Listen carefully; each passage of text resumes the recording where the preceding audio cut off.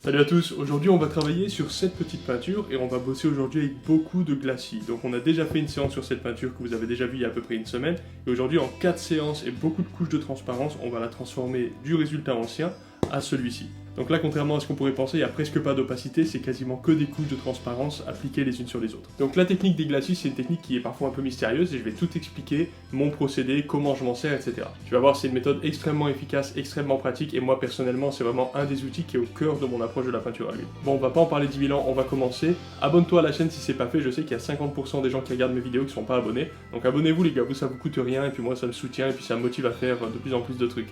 Donc voilà, on y va pour la peinture. Donc un tout petit résumé pour ceux qui ne savent pas ce que c'est qu'un glacis, c'est tout simplement une couche de peinture transparente sur une couche de peinture sèche. C'est une définition vraiment simple et qui laisse ouvert le champ des possibles et c'est ça qu'on va voir tout au long de la démo. Donc pour la première couche de glacis, moi je vais utiliser un médium alkyd gamblin. C'est quand même un médium qui met un petit peu de temps à sécher, c'est pas du liquide non plus. C'est un médium hybride, il y a de l'huile et des résines alkydes à l'intérieur. Maintenant, comme toute peinture qui est faite avec des couches et des couches et des couches, il va falloir respecter la règle du gras sur maigre. En gros, pour faire très simple, ça veut simplement dire que sur ma première couche, je vais mettre à peu près 50% de médium et 50% d'essence de pétrole. Pour la deuxième couche, je vais mettre un tout petit peu plus de médium et du coup un petit peu moins en proportion d'essence de pétrole. Et ainsi de suite. Et je vais constamment augmenter ma proportion de médium par rapport à mon essence. Donc tu peux faire 50-50, 40-60, 30-70, 80-20, etc. Pour ta dernière couche de glacis, ce que tu peux faire, si tu as envie d'avoir un truc plus gras et plus beau, c'est de rajouter dedans de la standolie. C'est de l'huile de lin polymérisée, c'est vraiment excellent, je ne vais pas t'expliquer de suite pourquoi c'est un excellent produit, mais globalement ça va apporter une brillance, une transparence et un éclat à tes glacis que à peu près rien d'autre va pouvoir te donner. Donc voilà, de toute façon, entre tes couches, ce que tu veux, c'est tout simplement attendre suffisamment de temps pour que ce soit bien sec, au moins au toucher, que tu n'aies pas du tout d'aspect collant, etc.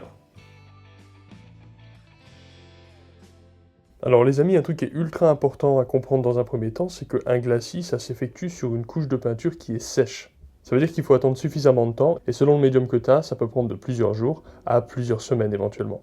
Moi, dans mon cas précis, 3 jours ont suffi largement à ce que mon médium soit sec à cœur. Maintenant, ce qu'on va faire, c'est qu'on va teinter de couleurs par-dessus toutes les textures qu'on avait fait à la première couche. Donc tu vois, j'ai mon pinceau plat en biseau dont je t'ai parlé tout à l'heure. Et grâce à un mélange de vert de vessie, de marron et puis de jaune de cadmium, je vais pouvoir commencer à appliquer un glacis qui va me permettre de teinter toute la partie basse de végétation. Quand tu peins avec cette technique de couche par couche et que c'est une technique qui est indirecte, comme ça il faut vraiment faire preuve d'un petit peu de patience.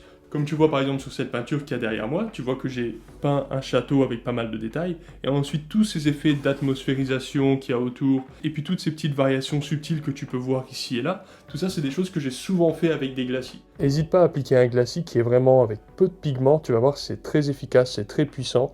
Tu peux en rajouter plusieurs couches si tu veux, ou alors tu peux aussi rajouter du pigment dans ton glacis tant qu'il n'a pas encore pris, tant qu'il n'a pas encore saisi à la toile. Donc ça c'est pareil, ça va dépendre des médiums, mais moi le médium que j'utilise là de suite, je vais pouvoir le retravailler pendant 3-4 heures sans aucun problème, donc après je peux rajouter de l'intensité à l'intérieur de mon glacis si j'en ai envie.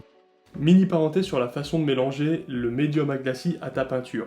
Tu vois, j'ai ma palette qui est comme ça, là c'est le gros bordel, et là j'ai des petits pots où je mets mon médium à glacis dedans. Là, mon médium il est fait, il est mélangé, tout est bon. Donc je vais tout simplement prendre un petit peu de mon médium avec mon pinceau, puis prendre un peu de ma couleur avec mon pinceau aussi, et ensuite je vais badigeonner sur ma palette. Il y a d'autres techniques, il y a des gens qui enrichissent leur peinture sortie du tube avant de le mettre sur la palette et tout. C'est une technique qui est super, c'est juste un peu chronophage et moi c'est vrai que je le fais pas souvent. Mais déjà tout simplement, si tu as ton médium dans ton petit pot et que tu fais ta petite vie entre aller-retour médium et puis peinture, tu vas voir, ça va très bien fonctionner. Je vais aussi appliquer un glacis de terre de sienne brûlée sur la partie des racines qu'il y a devant, juste histoire de commencer à rajouter une petite teinte de proximité, et puis d'enrichir un petit peu ma zone. Comme toujours, le concept du glacis, c'est que tu veux teinter sans cacher ta couche précédente. Si tu commences à voir que c'est trop opaque, etc., rajoute un petit peu de médium, ou alors utilise un pigment transparent. Si le glacis que tu fais te plaît pas, ne t'inquiète pas, tu peux tout simplement l'effacer, ou juste venir fondre à l'intérieur d'autres couleurs pour modifier ce que tu viens de faire. Alors tu remarqueras que la transparence des glacis peut être parfois une force et parfois un inconvénient. Dans ce cas de figure, pour le ciel, j'ai préféré y aller avec quelque chose de opaque. Donc c'est pas quelque chose d'épais, ça reste quelque chose de plutôt, on va dire, liquide, un petit peu collant néanmoins. On pourrait considérer ça comme un genre de glacis semi-opaque, puisque effectivement, ça se ressent comme étant une pâte opaque, mais lorsqu'on le passe par-dessus quelque chose qui est vraiment foncé, on va voir des variations, on va voir des nuances.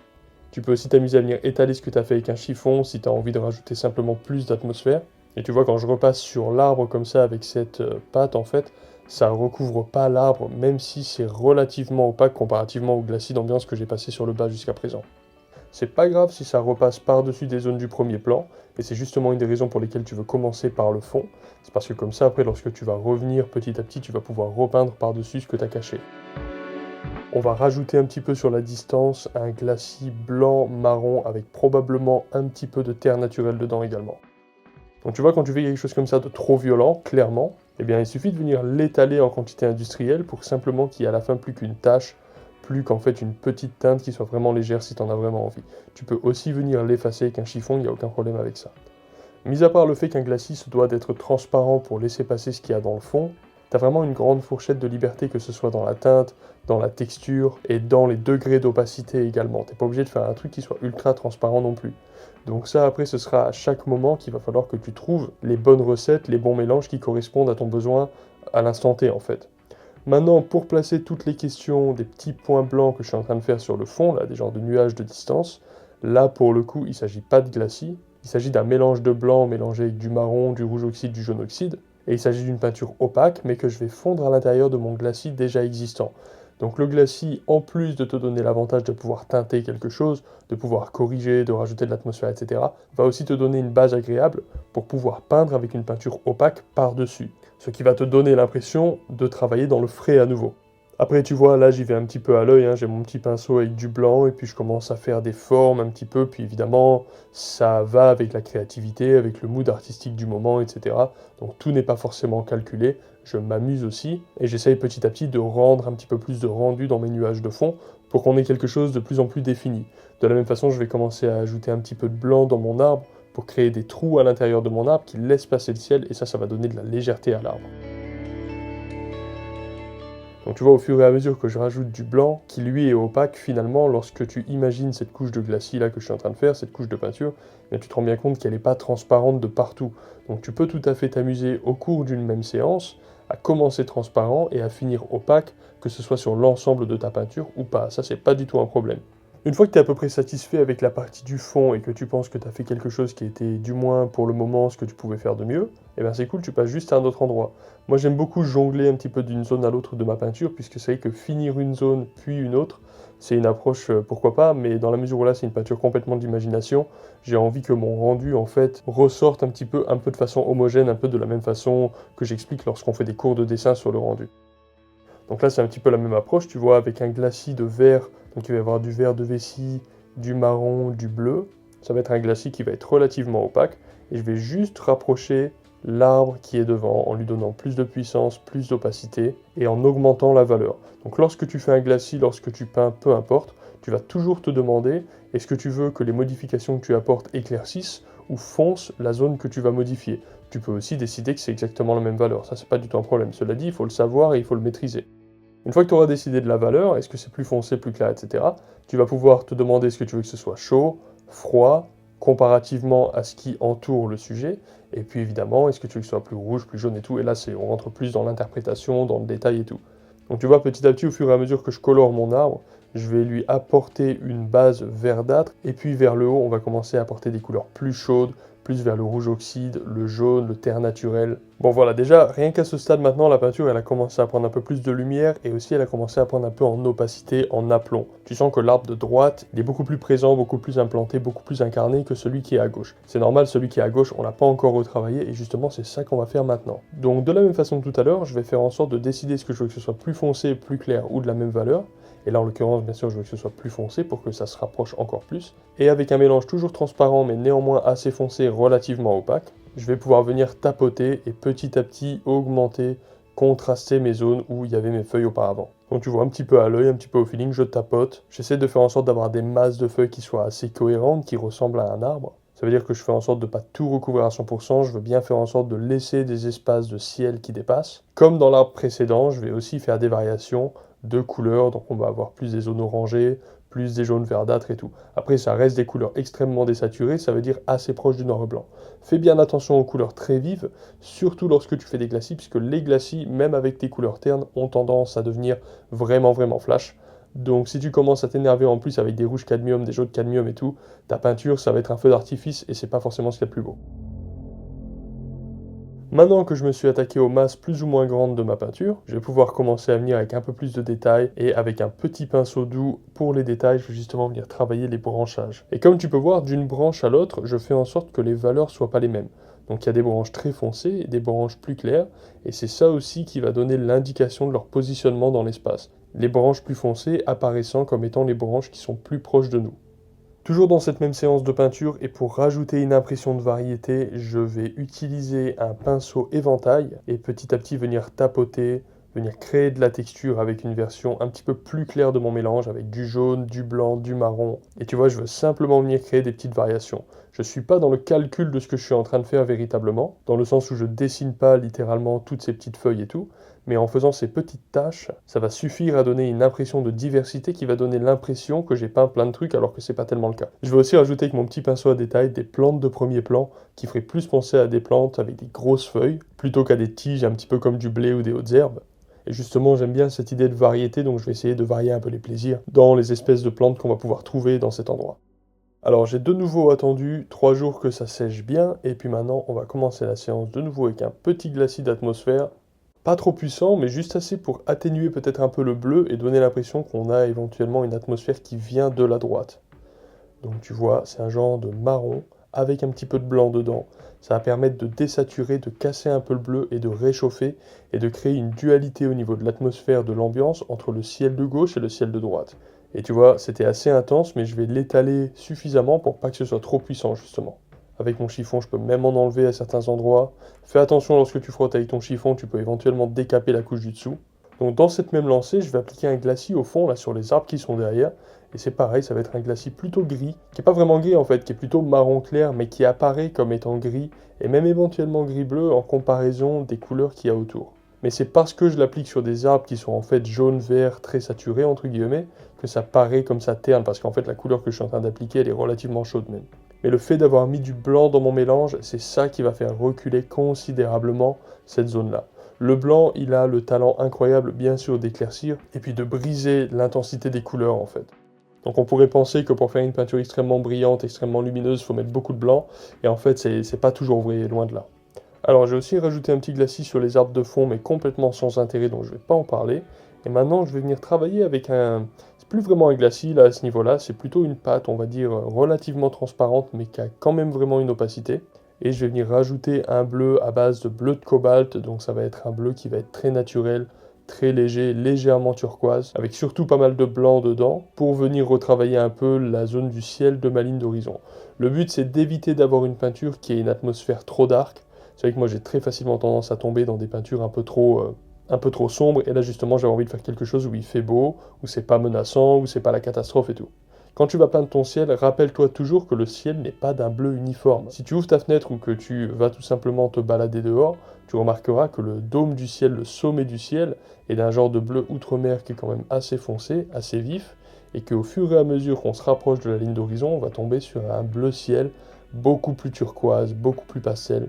Et ça peut être assez vif aussi, cela dit, mais qui est plus vers une teinte turquoise. Donc typiquement, le bleu de cobalt va beaucoup plus s'apparenter à la zone du ciel de l'horizon. Tu peux même mélanger un petit peu de bleu turquoise à l'intérieur, et le bleu outre-mer va beaucoup plus être bon pour la partie du haut du ciel. Maintenant, je voudrais pointer un truc assez important.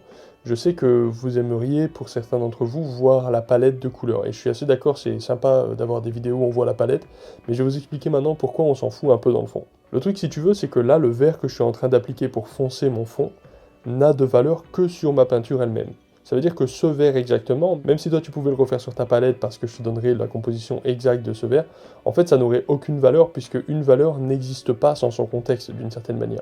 Pour le dire autrement, la perception que tu vas avoir d'une couleur va être directement liée avec les couleurs qui l'entourent. Maintenant, je pense que mon fond est suffisamment stable, on va dire, je crois pas que je vais retravailler mon fond énormément pour que je puisse repasser justement mes branches. En général, ce que je fais lorsque par exemple je fais une première couche et que j'ai mis un premier plan avec des branches comme ça un petit peu trop détaillées, mais ce qui va se passer c'est que lorsque tu vas refaire tes couches de fond, tu vas constamment recouvrir un peu tes branches de devant, donc ça sert à rien de les repasser constamment. Donc essaie de finir ton fond, ou du moins de t'en approcher le plus possible, et puis ensuite comme ça tu pourras revenir travailler toutes les zones que tu auras recouvertes plus ou moins. Donc là il s'agit simplement de terre naturelle, de marron, c'est vraiment des couleurs très simples au final, hein. Et puis je vais rajouter aussi quelques feuilles pour rajouter un petit peu de vie, mais j'ai pas envie que ça recouvre le ciel en fait à cet endroit, donc je vais laisser quand même de l'espace. Je vais de nouveau placer un glacis plus foncé, marron, vert de vessie, sur la partie de la pelouse qui est devant, juste pour faire en sorte que le premier plan se rapproche quand même un petit peu plus. Donc ça va rajouter de la proximité, enrichir les couleurs, dans la même logique que la couche précédente au final, hein. Sauf que petit à petit, on augmente un petit peu la profondeur, le rendu, etc.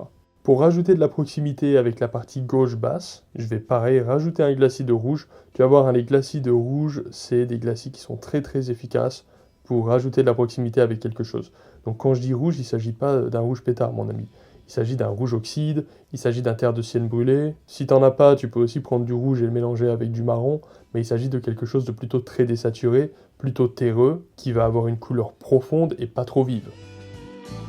Allez, encore quelques jours de plus et une couche supplémentaire. Maintenant, je vais commencer à sélectionner un peu plus les zones dans lesquelles je travaille. Donc toute la peinture n'aura pas été peinte au final. Et donc je vais commencer par les zones que je crois devoir foncer quand même pas mal. Donc pour foncer, ça va être pas mal de marron, un petit peu de bleu dans le mélange pour le rendre encore plus foncé. Et au final, de nouveau, ça va être une peinture qui là va être vraiment très foncée. Mais je vais l'appliquer en transparence pour tempérer le côté foncé et puis pour garder la subtilité des glacis.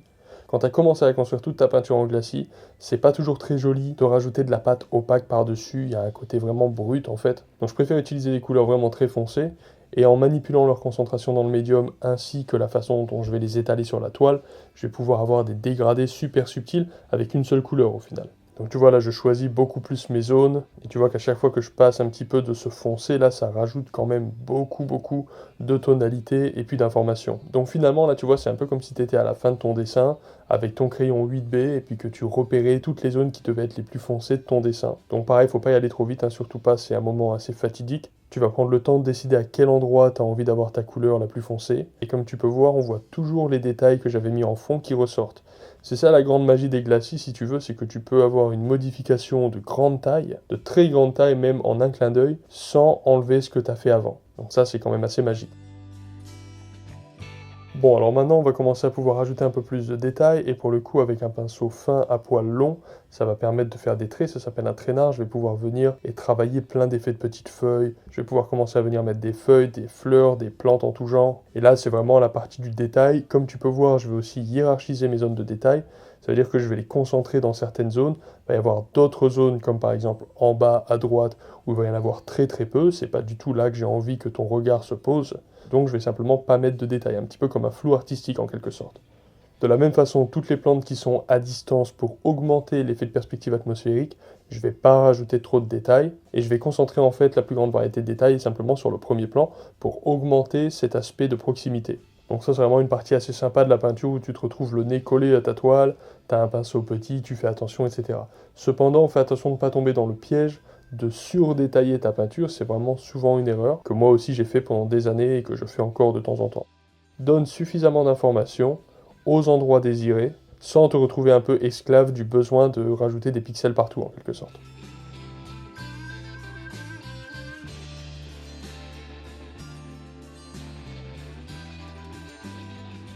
Voilà les amis, petite peinture terminée, j'espère que ça vous a plu, que vous aurez appris des trucs. Moi j'ai pris pas mal de plaisir à faire ça.